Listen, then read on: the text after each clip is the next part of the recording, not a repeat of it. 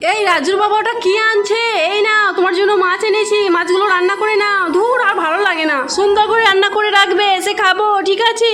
হ্যাঁ মা, তোমার ছেলে মাছ এনেছে, আমি রান্না করছি গা, ঠিক আছে যাও। না না, আমি দেরি না করে মাছগুলোকে ভালো করে পরিষ্কার করে বেছে নি। ও প্রথমে মাছ থেকে এই চামড়াটা আলাদা করে নিতে হবে। এই তো পরিষ্কার করা হয়ে গেছে। এবার লেবুর রস আর এই যে গ্রেভিটা মাখিয়ে দিতে হবে।